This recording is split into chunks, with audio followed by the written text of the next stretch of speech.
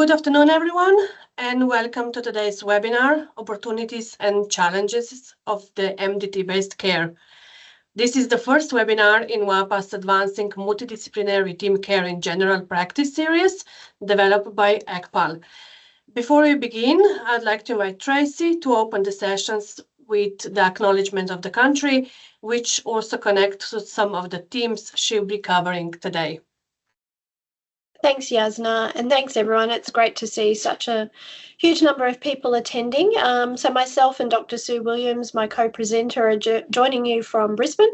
So we're on the lands of the Yagara and Turrbal peoples, particularly the Turrbal peoples. They tended to occupy the more inland areas in southeast Queensland. So we'd like to acknowledge the traditional owners who might be present on this course today, their elders, and most importantly, the young people that are coming through and continuing to pay respect to their land. I'd like to acknowledge any sorry business that's occurring, and there might be a real factor in consideration as we deliver healthcare across our nation. And it's another reason why teams of care are so important, and we'll speak to the involvement and inclusion of peer workers and Indigenous health workers in this session today. So thank you. Thank you, Tracy. So we're lucky to have Tracy Johnson and Dr. Suzanne Williams with us today. They'll be sharing their insights and experience as we go through the session. Tracy, would you take a second and introduce yourself a little bit? Sure. So as you can see, I am effectively the practice manager of Anala Primary Care, but we're a reasonably large practice here in Brisbane, so I do a few other things. So I have a health economics background, which is why I tend to get involved in innovation and research. I'm a Churchill Fellow, so I looked at how to bring care out of hospitals into the community over a period of 3 months by travelling to 5 countries overseas. I continue to publish. I'm a co-creator of a system that many of you might use called Cubico, and a bunch of other software initiatives. And I guess healthcare innovation is in my blood, both in terms of what our teams do and the systems that we use.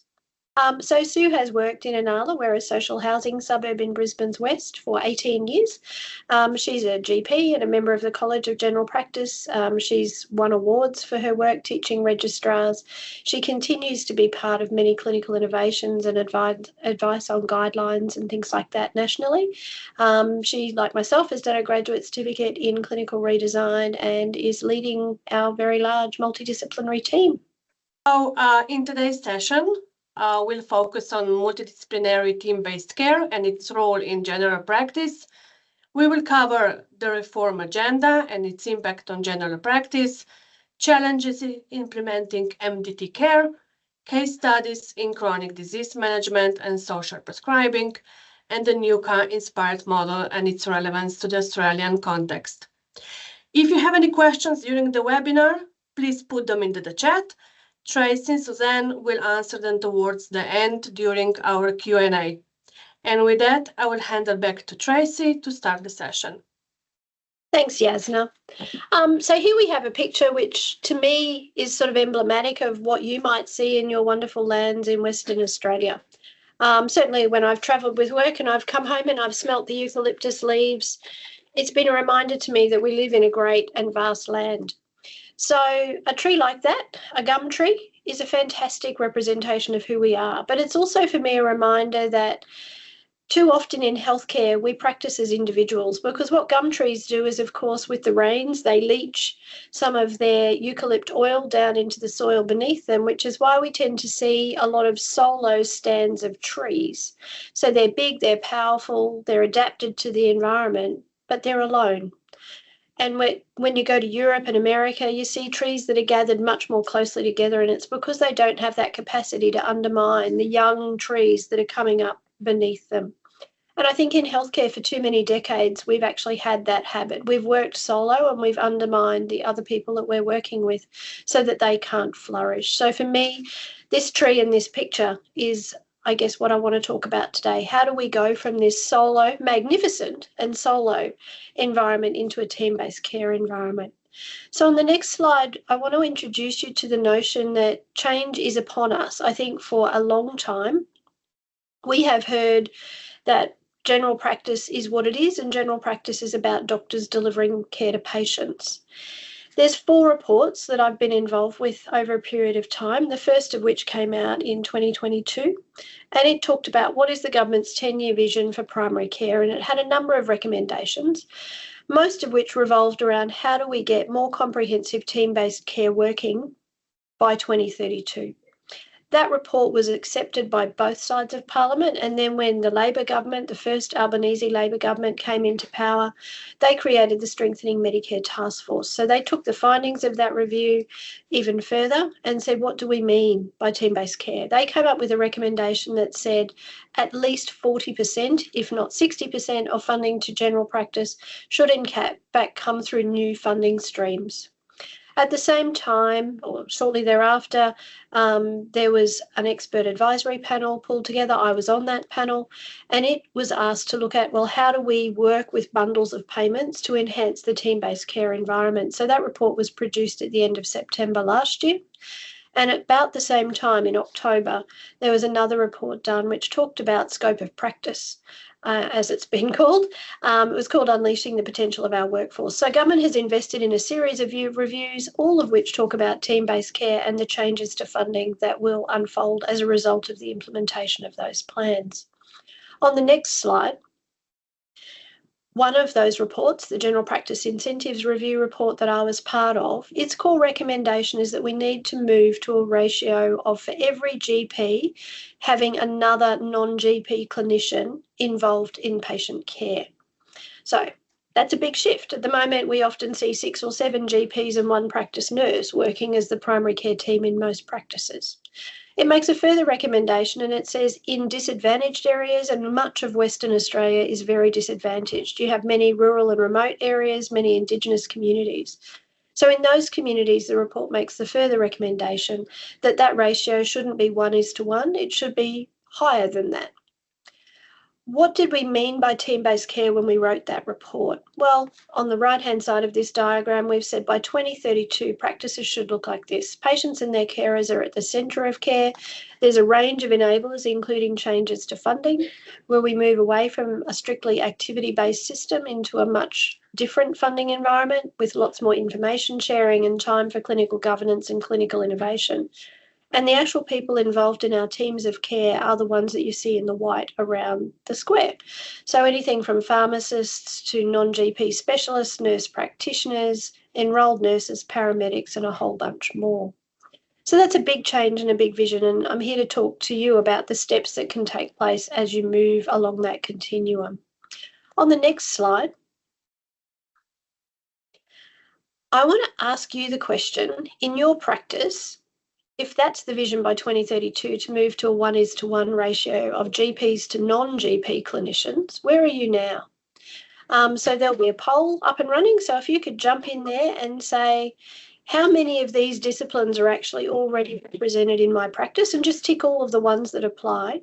And we'll get to have a quick look at what's happening in your practice right here and right now and see what sort of team-based care is already happening. So jump in, do the poll, and we'll have a quick discussion about that.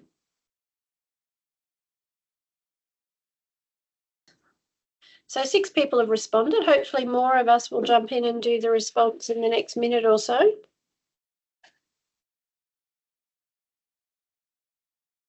And so far, not surprisingly, the most common member of the clinical team that's not a GP are registered nurses. The same would apply in our practice. However, we have an array of other people. We have both enrolled nurses and registered nurses. We have nurses on site who've also got credentialed diabetes education qualifications. We have pharmacists. We've had nurse practitioners working out of our practice, and we'd increasingly like to embrace peer workers, and we've already got a whole bunch of allied health. So if I look down at the allied health group, not as many people have allied health, and nobody has a music therapist so far. So it's an interesting response, but typical given the way our funding has been directed. I like to say that Medicare has delivered, it's perfectly designed to deliver the results that it's had, because Medicare, by even the name, it talks about medical care. And who do we most associate with medical care? We think about doctors. So not surprisingly, that's where most of the money has gone. A lot of people are a bit cynical about whether government is actually going to change and move. I just want to highlight what has already happened in budgets past that has gone directly into primary care. Did we need a lot of support and investment and change? Of course we did, and we continue to need more and more. But over a series of budgets, government has put an awful lot of money, additional money into primary care. So 2.9 billion in the 2022-23 budget, 6.1 billion in the 23-24 budget, which is the budget where we tripled the bulk billing incentive item, where we saw big increases to the workforce incentive payment, and we saw primary health networks also getting some additional money to support team-based care. That continued on in this financial year that we're part of. And then, of course, we've seen some big federal announcements in the lead up to the election about a vast extension of bulk billing to those patients who might not have a healthcare card, and plans broader than that to do more for primary care that total 8.5 billion, which is certainly the largest investment that primary care has seen in a long time. So for those cynics amongst us that say primary care has been ignored, I hear your call, but look at the real dollars that are going into primary care now, and our job is to harness the benefits for those. So in anticipation of that, in December last year, government released an outcome of the strengthening Medicare work, which was a monitoring and evaluation framework for primary care. Most people are not aware of that, and here it is. And what I want to highlight, where the little red star is that multidisciplinary care is in fact one of the things that government is now monitoring around what's happening in general practice. So they're serious about this, and I take serious encouragement from that. I like repeating this phrase, the future is already here, it's just not evenly distributed. The more time I spend working with the ACCHO networks, and NACCHO particularly down in Canberra, the more I'm impressed by the Indigenous health models, the ACCHO model. You are already leading the pack, and given that I'm talking to a bunch of people from Western Australia, chances are there's more of you that sit within that ACCHO framework. So you're already quite experienced at working in the team-based care environment. You also have some of the most remote areas in Australia. So I know that you've got a lot of nurse practitioner-led clinics happening in some of your particularly remote areas. So here in Western Australia, there you are, paving the way for the rest of us in terms of team-based care. What we've also seen in more recent years is that APNA, the Primary Care Nurses Association, has been given considerable grants to foster nurse-led clinics in primary care. I've helped evaluate many of those clinics, and they've been really quite successful. We also know that GPs are developing special interests, and they in turn are developing their own clinic models within a general practice. They might specialise in skin care, or they might specialise in cosmetics or travel medicine or irritable bowel syndrome or menopause or mental health, or a whole range of things. And they might pull other people, particularly allied health and nursing, into some of that work. Most practices would be familiar with the chronic disease models that are funded through the chronic disease programs that government has had in place since the early 2000s. But many practices have gone beyond that, and they've actually brought physicians and allied health within their walls or within close association so that they can provide better models of chronic disease care. In our practice, we actually have a non-dispensing pharmacist. Many PHNs have actually provided funding for non-dispensing pharmacists to be in practice, and that's how we got started. We don't have access to that funding anymore. However, we've found the pharmacy group to be an incredibly valuable member of our team. We've also used PHN money and other money that we've accessed through other government sources and partnerships with other organisations to embed link workers to engage in social prescribing. And we've also had a bit of an experiment around health justice partnerships where we've brought in community legal services into the practice to help deal with elder abuse and some of the needs of our multicultural communities. So these are just some of the many things that are already happening right here, right now, to extend the nature of care that's occurring in general practice. So if care is real, there's public money for it. Your PHN, in fact, has money already for multidisciplinary care in small practices. Your PHN is coordinating the rollout of urgent care centre funding. Your PHN has money from 1 July for embedded mental health teams, and I was part of the policy program that went behind getting that money released to primary health networks so that within general practice there can be more embedded mental health teams from 1 July. PHNs have also been given money for aged care navigator models, and some of them have used some of their flexible funding for social prescribing pilots. So these are real and actual things that you can take heart from and perhaps use as exemplars and examples for what you might do within your practice. In terms of why government is giving this money to PHN, basically they've listened to us. They've heard that there's big priorities for us to want to integrate the work we do, because it's the one patient, but it gets frustrating when there's multiple people playing with that patient and we don't know what's going on. So more integrated models of care is important to our sector. Introducing equity for people who cannot afford to pay for private healthcare and private allied health, to actually make sure that in environments like yours, where you've got lots of people in regional and remote areas who might identify as First Nations peoples, they've actually got access to the right sorts of care, and that care, no matter where it's provided, focuses on the needs of the patient. So these are the sorts of languages that are consistently coming through in all of those government reports and more. So what is government wanting to see as a result of trying to achieve that? They're wanting to see these team-based care. So I might hand over to my colleague Sue, and she'll lead us through what she understands to be team-based care. So what is multidisciplinary? What is a multidisciplinary team? And I guess the first thing I'd say about that is that we have to remember that it's a team and not a multidisciplinary service. And this is the first thing to remember when we talk about multidisciplinary teams. When a group of professionals from a range of disciplines work together, they can deliver really comprehensive care that addresses as many of the patient's needs as possible. But the key to this is working together and not just having a series of siloed services that create some breakdown and fragmentation of care. So I would ask this group now, who is working in an MDT environment at the moment? They've got a dietitian, a podiatrist and a physio, presumably working under the one roof, and hopefully sharing notes and collaborating fairly actively with the doctors and nurses who are hopefully also on that side. So well done. Thank you for sharing, Rima. Anyone else who's already working in a fairly team-based environment?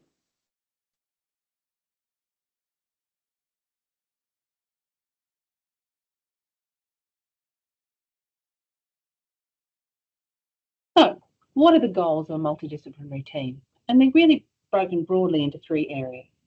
We want integration, so less fragmentation, transitions in care, warm handovers, really working together to understand what each member of the team is doing and how that informs how we manage our patients.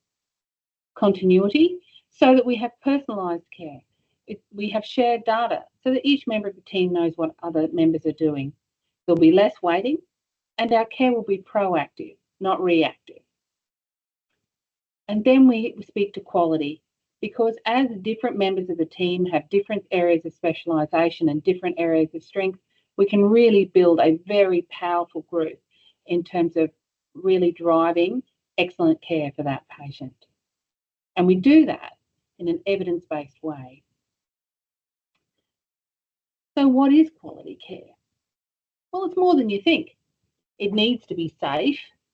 It needs to be patient-centred, or even more so patient-led, effective and evidence-based. It needs to be equitable. It needs to be efficient, because we have to remember that we haven't got unlimited resources in delivering this care, and it needs to be timely. Essentially, is the service increasing the likelihood of desired health outcomes? When we come to it, what are we doing and what are the outcomes we are getting?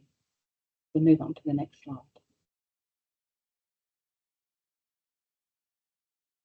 When we look at this, together, everyone achieves more. So the sum of the parts is more than the individual part. We've got to remember that burnout is real, and coming as a clinician myself and as a GP myself, the cognitive burden of looking after complex people is very high. If we can distribute that amongst the team, we can get better outcomes and have better self-care for the clinicians involved. There are workforce shortages, and that's certainly true in general practice. So if we want to actually expand the reach of the general practitioners we have, We need to leverage the skills of the people around us and work with them more effectively. Value is not being achieved when we have a very siloed, segmented kind of system. When we work together in teams, we get better value for what we're putting in. We have a scope of practice issues where everyone is not necessarily working to the top of their scope. So there are certain things in the management of somebody with complex care needs that I don't need as a GP and a physician to need to do, that there are other members of my team who not only can do them, but probably do them in a better way than I do. And that might be around social prescribing or around some lifestyle counselling, those kind of things. Patients want affordable access and results. And so doing our care this way allows us to improve that efficiency and deliver more for the given funds that we have. So as a person who's been a patient, and I'm sure we've all had experiences in the healthcare system that have been less than satisfactory. And we've felt not listened to, and we felt that our issues haven't necessarily been responded to. So I just want to remind us that the first and foremost member of our care team is in fact the patient and whichever family carers and other carers they might bring with them. I also want to remind you that even for very, very, very complex patients, the data is clear. We're spending an average of 5 to 6 hours a year directly engaging in the care of that patient. So don't think of it about how many minutes you spend in consultations with your patients, because if you think about what you're doing in a consultation at the moment, because most people are not using AI systems, a lot of that time you're spending typing. You're not really engaged with the patient. So therefore, if our role is to help the patients live with their disease and live a better life, which is really what the healthcare system is designed to do, we need to be focused on self-management. How we equip those patients and the people around them to actually do things that will make a difference to the way they live. So in our practice, we've had a number of experiments. Some of them have worked, some of them have not. So we've had group activities where we've tried to get people to do things to focus themselves away from the misery of the pain that they might be suffering or the chronic condition that they might have. We've also pulled together shared medical appointments where we brought patients together, and we've run a series of very public, in front of the other 10 or 12 people in that consultation, medical appointments. One of the things that's come out of that shared medical appointment process is the value of what patients say to each other, because they're living with that condition and diagnosis. They know how to manage aspects of it and they share it with others. And we've found that some of that patient-to-patient sharing in a shared medical appointment environment has actually been really, really empowering for other patients in the room. In terms of the next slide, one of the big changes that we're all having to focus on is the move from chronic disease management to chronic conditions management from the 1st of July. So I want to highlight to you, I've just come out of a meeting with Sue and other leading clinicians in our group, is that for us, we see this as an exciting opportunity. There's lots of things being said in the media. Change is hard. Anything that involves extra effort at the moment is just another crowded thing on our agenda. But I actually think that long term, this is going to work well for general practice. So in moving into the chronic conditions management space, all of a sudden we have the opportunity to focus on patients with conditions, not diseases. That means that obesity and other risk factors can actually be actively managed. We can get into prevention and not just treatment. And we can be proactive and more comprehensive in the care that we offer to people. In my view, as someone with a nutrition background, it is so crazy that we had to wait for somebody to get a diagnosis of diabetes. Why weren't we treating them and managing them and supporting them differently when they had insulin resistance? So I actually see a lot of excitement around the move to chronic condition management. If you look at the wording changes, government is really keen for every patient to access 4 episodes of care a year. They want to see more reviews done. They want to link some of those reviews to home medication reviews. They've already got in the Medicare schedule multidisciplinary case conferences. We use them around here. We plan to use them a lot more. And they want easier access to allied health, which for us is a huge boon. We do more than 2,000 care plans a year in our practice. So not having to do all of that very detailed and bureaucratic paperwork exchange with allied health for us is just amazing. We're proposing to use some of that time that our reception team have been engaged in to actually create a chronic conditions manager role, who'll be looking at our health assessments and our chronic conditions management planning and a range of other work that we do with our patients to try and make sure that the right people are getting the right care. The other thing that is interesting about what government is trying to reinforce through the new funding model is they want our care to be more continuous, not opportunistic, not sporadic, not done on the run.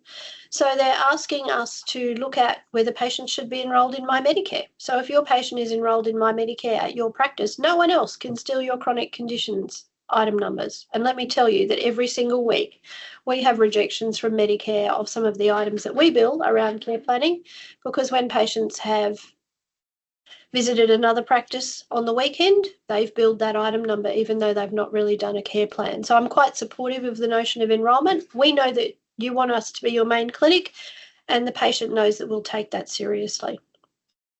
There is a role for nurses and doctors to actually work together, and indeed peer workers to work together to deliver these care plans. There is still funding in that system. So if you do a new care plan and 3 reviews a year, you will be $55 a year better off than you would be if you exist under the current Medicare schedule. It still enables patients to have access to allied health, and of course there's that increasing bridge into pharmacy. So this is all about government sending signals that team-based care is important, not less important. I'm really keen to hear from you. How are your teams responding to this change that's only just around the corner? It is a fairly late notice for us all. So tick on the box where you're going with your team. As I said, Sue and I have just had a meeting this afternoon around what we're proposing to do as a practice around this big change. And for us, we see it as an opportunity. I'm interested to see how you see it. So more than half of you so far are still getting your heads around it. The other half are saying there's an opportunity to expand. Maybe some of you hadn't thought about these changes until today. So hopefully some of the conversation that Sue will have with you in a minute about what we do around chronic conditions management and some of the things that we're thinking of changing and streaming for our patients and the very active work that we're doing on that change from 1 July might be informative for you all. In terms of what we've found as challenges as we've implemented various multidisciplinary team models, what we always need to come back to and get right, and goodness gracious me, we are so not perfect at this, we have to constantly go back to role clarity. So who is doing what? What is the expectation? Does it fit within their scope of practice? Do they need more systems? Do they need more training to in fact be able to do the thing that we're thinking that they can do? Do we need to institute some form of structured communication? So we're really clear that everything goes in the patient notes. We've had some other subsidiary systems as well that if we've got the patient in doing care planning and then they move to the doctor, we've had some little laminated notes that we've used in that exchange in the past. But by and large, everything goes into the patient notes. What we've learned in the process of getting up and running various clinics, our chronic disease model, our social prescribing model, whatever it might be, is that we need some detailed and written protocols. It is not enough to go, oh, this is the way we think it's going to work, until it's written down, and then you've got the processes and the templates and the drop-in things that might go into best practice, which is the practice management system we use, and you've really delineated what that internal pathway is. It can be room for havoc, which then brings me to the control demons and income nightmares. So there are people that are in our practice that we love dearly and we enjoy working with them as colleagues. But for them, because they've been burnt in the past around team-based care, because some of this stuff wasn't done well, they go, no, I need to do it. Unless I do it, it's not safe. And I understand that response. It's a stress response. So my advice to you is spend the time working with your team, particularly your doctors and nurses, to write this stuff down, get agreement on it, and then institute it and follow through to make sure that it is being followed through, or else you'll end up with various doctors particularly going, actually, I don't do it that way. When I do it, it's done this way. And the worst thing that you can have happen within a group environment is that for each individual doctor, there's a different way of doing things. That just creates more confusion. So if you can get people together and you can get them to agree on things, all of a sudden the system will work more efficiently, which then means you can track how well it's going, which will build your income, not reduce it. Of course, there's always going to be that tension. How do I split the revenue? Because most of our practices work in an environment where the income in gets split between the doctor and the practice. If you get efficient and you're building system to support things, that income split is possible to manage and still employ other staff who are not doctors to do things. But you need to be really careful about what it is that you're asking people to do, how much time you'll give them to do it, and whether they've got the scope to do that well. I've also had people raise with me, team-based care is not easy because we've got all these additional insurance costs that will come under, and who's working under who, and do they have to take out individual insurance? My advice to any clinician, and I don't practice actively as a clinician anymore, so I don't need to think about it myself, but anyone who is still touching a patient, you would be mad to not have your own personal professional indemnity insurance. That means whether you're a nurse, an allied health practitioner, or a doctor. So my advice is always get your own. But likewise, as a practice, we list all of the allied health and other nurses that are in our team, and they're also insured under our practice policy so that we can create a much more fluid working environment. In terms of coordination and collaboration, we're a big believer in team meetings. We would love to see a world where there's bundled payments so that we can actually at the beginning of every session have a bit of a quick huddle about which patients are coming in, what needs to be done with them, who can do what, to sort some of the referrals, to make sure the case conferences are happening. And of course, we insist that everyone puts notes into the record so that we can all share them, which is why digital is so important to us and data quality is one of our biggest enablers.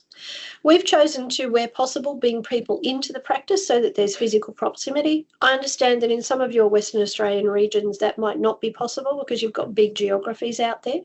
So you can do virtual care models. We do those too. It's just that we've found that by having people embedded under our roof, it can go a whole lot better.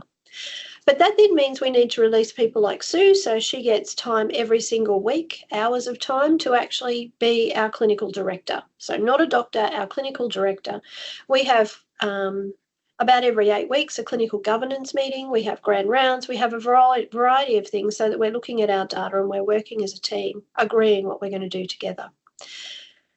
At the moment, what we see in the way activity-based funding works, or the Medicare schedule, is there's an emphasis on treatment, not an emphasis on prevention and planning.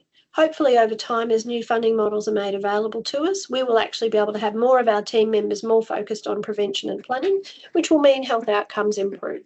But that then means we need to be clear about who's accountable for doing that, who is doing some of the health literacy development, who is doing some of the care coordination so that they know it's their job and it gets done. In terms of workforce gaps, we see team-based care as an opportunity to fill some of those gaps. We work in a social housing suburb. We pay our people rubbish money for doing some of the most complex care in Brisbane. What we find is that allied health people, because they're used to a very private model in Brisbane with very large gap payments, they are not particularly interested in working here. So we've had to be quite creative about how we bring allied health into contact with our patients. And that has involved taking on some risk ourselves and employing some allied health people and making them available to patients at a low gap sort of fee. We also need to know whose scope of practice is what, even with our 2 podiatrists that we've got on staff, because 17% of our patients have diabetes. We use a lot of podiatry around here. Those 2 podiatrists have a slightly different scope of practice. So knowing which patient is best suited to which podiatrist becomes part of the art of this game. We need to upskill general practice as a whole, nursing in particular, around chronic conditions management. This is a different style of medicine, and the more of us that start dealing with an older population, the more chronic disease needs to be done. So if you've got people who've got dedicated skills that you can bring into your team that can cross-skill and upskill others and balance the skill sets of others, this can be a really great opportunity. And that's where even our pharmacists get involved in professional development around here. So they turn up to grand rounds and they educate our doctors and other people around new drugs and new drug combinations. So for us, the team and the value of the knowledge of the team is really core to our performance. On the next page, I'm going to make a statement. It's one of my favourite little sayings. If all you have is a hammer, every problem looks like a nail. In the case of the Medicare schedule, we've been given a hammer since 1984, and that is funded time for patients to see doctors. And that's become accepted and fortunately national, and it's something that we should be proud of. We now need to move beyond that, and that's why that hammer's a bit rusty and a bit wooden and a bit old. We need to move beyond that into an era of how do we use the money that's available in healthcare to fund more than doctors. And that's going to involve an awful lot of change management, which is where I spend an inordinate amount of my time in this practice and where Sue spends an inordinate amount of time in this practice. It's not about the seeing the patient stuff, it's setting the system up to see the patient stuff that is so critical when you move into team-based care. So I'll hand over to Sue now and she'll talk through our journey to team-based care. So if we look at our opportunities that have come by us, I guess, through multidisciplinary team-based care, and there's a number of dot points here. If we look at access, I guess sometimes when we think of access, we think of patients certainly think of access as access to doctors, but actually it should be access to care. And if we have a multidisciplinary team, then we can improve that. There are certain elements of the care of the patient that don't immediately need to be in front of a doctor or are an extension of what the doctor is doing. So a small amount of time with the GP and then more time with the nurse or the podiatrist or another member of that care team. We get better data on our patients because we have to take notes and we have to be more comprehensive in our systems. And with systems comes better identification of problems, better note keeping, better adding in various data points and atomic data that we can actually inquire on the data. So that makes our data better and our QI processes easier. We have improved patient engagement because patients enjoy certain members of the team. They may have personalities that they like. We certainly see improved patient engagement when they're seeing our nursing team. And that's because they get more time with them. They have discussions around lifestyle. They have discussions around social care and social prescription. This all helps their engagement. Their outcomes improve because there's just more time spent working on the problems, identifying what their hopes and desires are and their desires for their care. Their satisfaction improves because it's more patient-centred and patient-led. And I can't emphasise enough how we need to migrate from a concept of just patient-centred care to actually patient-led care, where they really are a part of the decision-making process on how this goes ahead in the team. The patient is a member of that team. In MDT-based care, we have opportunities for cultural safety and person-centred care for diverse groups. So in our practice, we have nurses who come from the Mater Hospital who work with our people with a refugee background or multicultural background, and that really makes a safe and welcoming place for them, feeling like they can really understand where care is going. We try very hard to do shared decision-making. That's that whole point I made around patient-led care. We try to holistically plan for the person, and we try to involve preventive care early. Because if we look at a particular area of interest of mine in healthy ageing, really the way we deal with the problems we have of massive chronic disease and comorbidity issues and frailty issues in the extremes of old age, how we deal with that is by doing preventive care earlier in the ageing journey. So we need to really look at that preventive care in the youth of old age. There are benefits for clinicians. It's just a bit easier. So we have reduced burnout. We find people are more able to focus on what they need to contribute to the care of that patient. And for general practitioners, we can probably manage more patients. We may be seeing them for less time, but we're able to have more under care. And that's increasingly important as we have workforce shortage. There are practice benefits.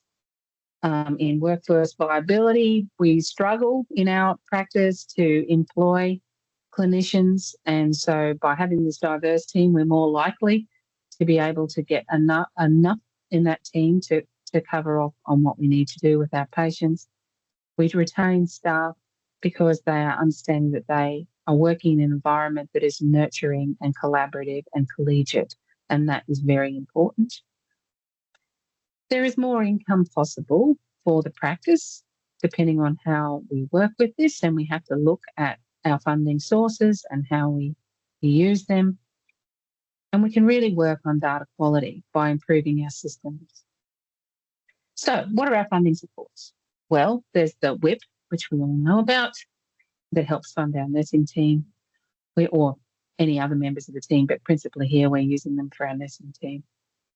We have chronic conditions management plans, which are the new iteration of GP management plans, and we're quite hopeful that we'll be able to work with this to keep our sustainability going. Health assessments, which really are a functional assessment, especially in the elderly, and I think they're really well placed to help deal with this problem of managing the ageing journey and improving preventive care in ageing. NDIS, of course, for our patients with disability, My Aged Care for our elderly, the DVA, PHI and PHN programs, and of course there's private clinics for those who can afford it. So this is a bit of a case study in what we're doing in our practice, and we feel very, very privileged here to have a non-dispensing pharmacist. We'll have two actually in our practice. They're not here full time. They both work part-time. One of our non-dispensing pharmacists also works in community pharmacy. This is a great advantage to us because we have a view into what's happening in community pharmacy, medicine shortages, those kind of things, as well as many of our patients also attend that pharmacy. So it makes it a bit easier for us when we're trying to coordinate their care. So what are they doing? Well, they work a lot in medication review. So they prepare HMRs, which would probably be familiar to all of you, but they do them in a way that really has a lot of utility and really works to look at how this patient is going with their medications, where they're at, do they understand them, and then they feed that back to us in a really comprehensive kind of way. They do discharge summary review. So they review all the discharge summaries that are coming into the practice when our patients have been in hospital and reconcile their medications, particularly in those patients who are on Webster packing, because whilst Webster packing or well, that's just what we call it, but it's got other names, dosing via the pharmacy is a very useful thing in trying to manage medications. It's also very dangerous because at times the Webster packing is wrong. Unless there is good communication across the groups that are providing those Webster packs, then we can really have medication mishap, powerful source of medication mishap. So this is a really important function that they have. They recommend medication changes, and we'll even contact the hospital and ask them if they were really serious about what they were doing with that medication. Did they mean to have them on 3 anticoagulants or once, or was that just a mistake? So that has saved us some readmissions, I think, from medication errors as patients came out of hospital. They make GP appointments when they recognise that there's problems with medication. They identify opportunities for HMRs and feed that back to us. Of course, the GP has to consult with the patient as to whether they want to do that, but they certainly identify those that would be suitable. And they also will participate in opioid audits and multidisciplinary team meetings. Especially we've done that with the pain clinic, which has been really useful to us in when we have patients on opioid medications. In terms of patient care, they field script requests. So when script requests come in, they look at the patient's chart, feedback to the doctors, make telehealth appointments so that people get continuity of their medication. They manage the PAC challenges, as I said before, and the pain case conferences and MTTs. In terms of education, we often book them in. We're seeing we book patients in to see the pharmacist just to be educated, how to give themselves Ozempic, how to use their puffers, how to take their medications, when they should be taking them, how to understand them, and they have an appointment diary at the practice for that. They field queries from us in terms of medications, their safety, and new issues that are arising as a result of medications. They address medication shortages, and they know the dose combinations, which aren't always obvious to us. So when we think about the things we'd like them to be able to do, and this can be a little bit controversial, but I would like our pharmacists to be able to give immunisations in our practice. Our nursing team isn't always available for that, and they certainly can do it in community pharmacy, so I can't understand why they can't do it in general practice as well. I would like them to be able to participate in the formulation of health assessments. Of course, I always have to complete those, but I feel that their skill set and their clinical skill set is enough that they could certainly go through the early parts of health assessments. And they could also provide some assistance around scripts for ongoing medications when patients run out, or even urgent care on occasion when we just need somebody to be seen and their medications sorted out. The second case study I'd like to talk about is social prescribing, and for Tracy and I, this is a particularly an area of interest and passion for us. We have a community that has low levels of health literacy and systematic poverty, intergenerational disadvantage. Social prescribing, whilst it's important in every person's life, is particularly important for these people. And in a way, it's managing what matters to patients and trying to understand that a bit better. When I talk to GPs about social prescribing, often they'll go, oh, yes, I do that. You know, I tell them that there's parkrun, or I tell them that there's this group that they could attend. Now, that's better than nothing, but it's not really comprehensive social prescribing. It's signposting. And signposting has very low rates of uptake amongst patients. Nurses certainly do some simple social prescribing, and they will try and discuss with the patients what their needs are and try and match them to activities that are in the community or resources that are in the community. But link workers take this to the next step. So link workers not only work with the patient to understand what their needs are in terms of social activities that will have impact on their health journey, but they also help them to get to those activities, help them to understand whether it's helping them or not, really facilitate that process. Maybe they provide introductions. Maybe they go to the first session with them. There's a lot of options of what link workers can do around navigation and linking people into those social activities in the community.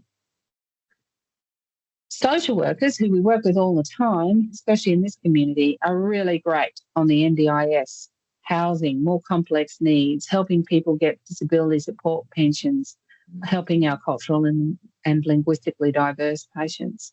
Because heaven help you, if you have no English, you're a recent immigrant to Australia, you have significant disability, and you need to navigate that whole system. It's difficult enough for people who have the language and the cultural visibility, but for people who come from those backgrounds, it's particularly difficult.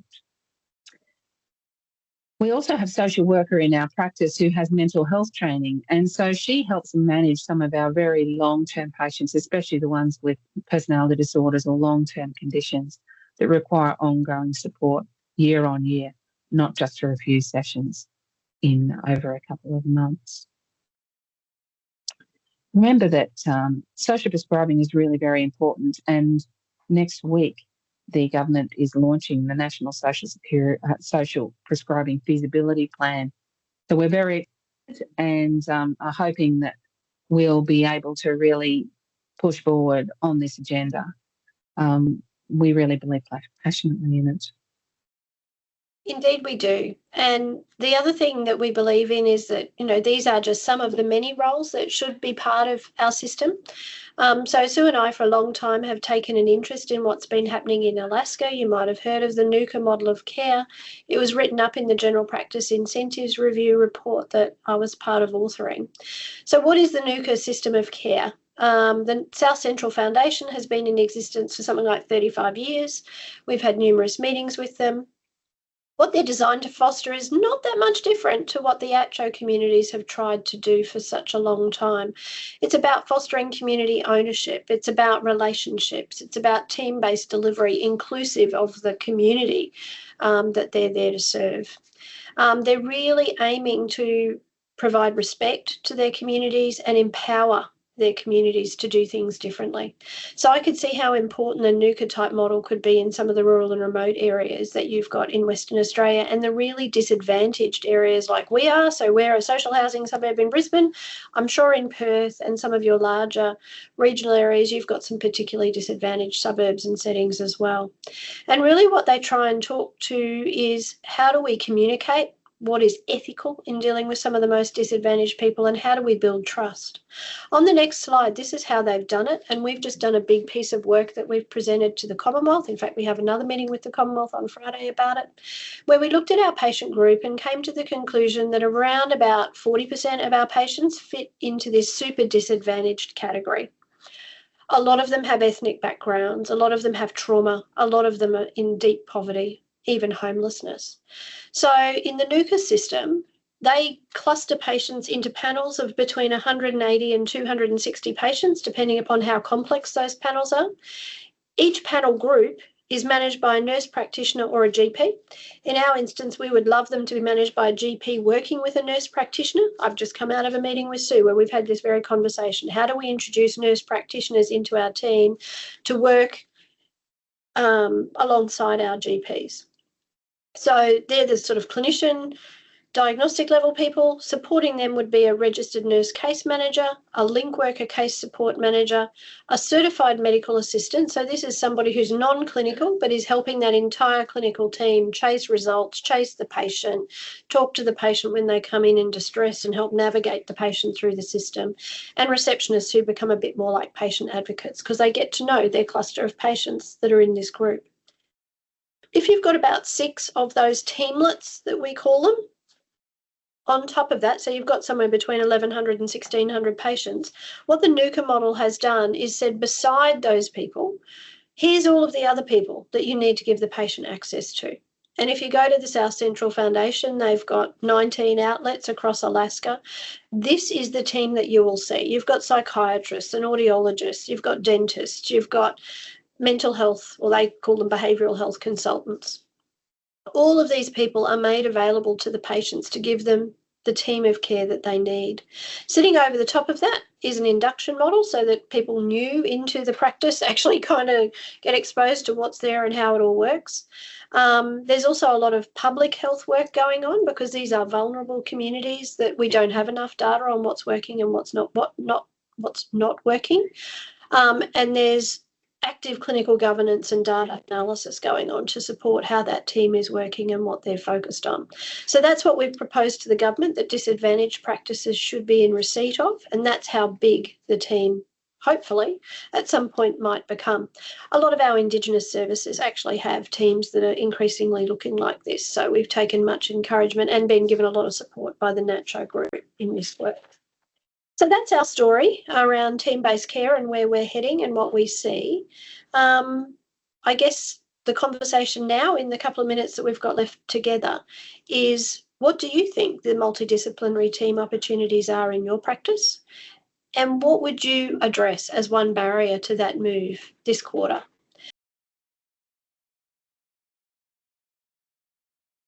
And if you don't have a question, feel free to use the QR code and that will provide some feedback on how this session has worked for you. And if we don't have any questions, I will now pass over to Emma from WAPA for a few final words. Emma? Thank you so Hello. much. Yes. Hello. Can everyone hear me okay? We Yes. can. Great. Just wanted to say thank you so much to Suzanne and Tracy for that content. It was very insightful and very helpful. Also just wanted to let everybody know that if you need support, WAFA can help you with our primary care navigators and our quality improvement coaches with your multidisciplinary care needs. So that's our first one. We have a workforce incentive toolkit, and we have a quality improvement toolkit and a newsletter. If we could go on to the next slide. We can support your quality improvement journey as well. So if you have any questions about quality improvement, you can contact a quality improvement coach, see below in the emails. And just a reminder that there is going to be a second webinar to this one. So it is on Tuesday, the 17th of June at 12 p.m. and to register for that. And if you want any other webinars or other training opportunities, you can check out the WAFA Learning Events page with the QR code there. And thank you so much, Yasna, for all your hard work. Thank you for Tracy. Thank you for Dr. Suzanne, and thank you, Emma. With this, we now conclude the webinar. Thank you all. Thanks for coming, everyone.